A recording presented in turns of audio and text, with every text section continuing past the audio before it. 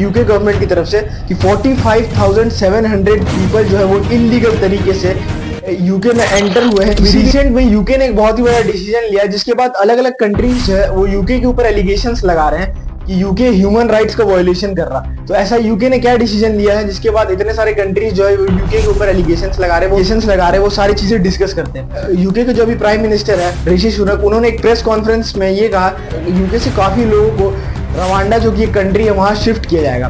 तो ऐसा क्यों किया जाएगा ये डिस्कस करते हैं कि जो कुछ सालों से यूके में ये चीज नोटिस किया जा रहा है, अलग अलग कंट्रीज है वहां से लोग इलीगल तरीके से एंटर कर रहे हैं यूके में और एज अ रिफ्यूजी के तौर पे वहां स्टेटस मांग रहे हैं, रिफ्यूजी का स्टेटस मांग रहे हैं, मतलब शरण मांग रहे हैं।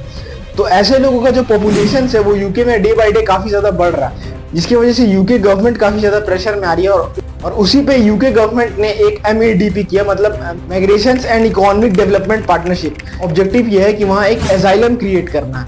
एक डेटा के अकॉर्डिंग ये चीज बताया जा रहा है यूके गवर्नमेंट की तरफ से कि 45,700 पीपल जो है वो इलीगल तरीके से यूके में एंटर हुए हैं इंग्लिश चैनल के थ्रू। मतलब ये इंग्लिश चैनल ये एक ओशियन रूट है, एक समुद्री रास्ता है, उसके थ्रू एंटर हुए हैं और वहाँ पे इलीगल तरीके से रह रहे हैं, जिसमें से 500 से ज्यादा लोग इंडियंस हैं, जो कि इंडिया की रेपुटेशन के लिए अच्छा नहीं है। और ऐसे लोग के ऊपर इंडियन गवर्नमेंट को भी एक स्ट्रिक्ट एक्शन लेना चाहिए, जो कि दूसरे देश में जाते तो है बट वो इलीगल तरीके से जाते हैं और उनकी वजह से उनके कंट्री का, हमारे इंडिया का नाम खराब होता है। ये क्वेश्चन आपके माइंड में भी आ रहा होगा कि यूके ने सिर्फ और सिर्फ रवांडा कंट्री को ही क्यों चूज किया, इतना ज्यादा दूर का कंट्री को क्यों चूज किया, अगल बगल की कंट्रीज को क्यों नहीं चूज किया। तो पहले मैं आपको ये चीज बता दूं, यूके ने पहले भी बहुत सारी कंट्रीज को अप्रोच किया, जिसमें से एक कंट्री का नाम तंजानिया है। जी हाँ फ्रेंड्स, तंजानिया को अप्रोच किया था कि ऐसे लोगों को आप अपने कंट्रीज में रखिए, उसके लिए हम आपको पैसा देंगे। तंजानिया जो कंट्री है वो इसके लिए अग्री नहीं की है।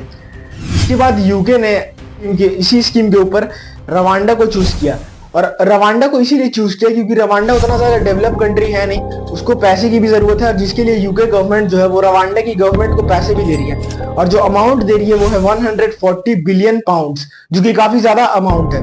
और इसी अमाउंट के थ्रू जो लोग वहां पे शिफ्ट होंगे उसको जो रवांडा की गवर्नमेंट है वो वहां पे हाउसिंग प्रोवाइड करेगी और कुछ भी बेसिक्स नीड जो कि लाइफ जीने के लिए जरूरी होती है वो प्रोवाइड करेगी।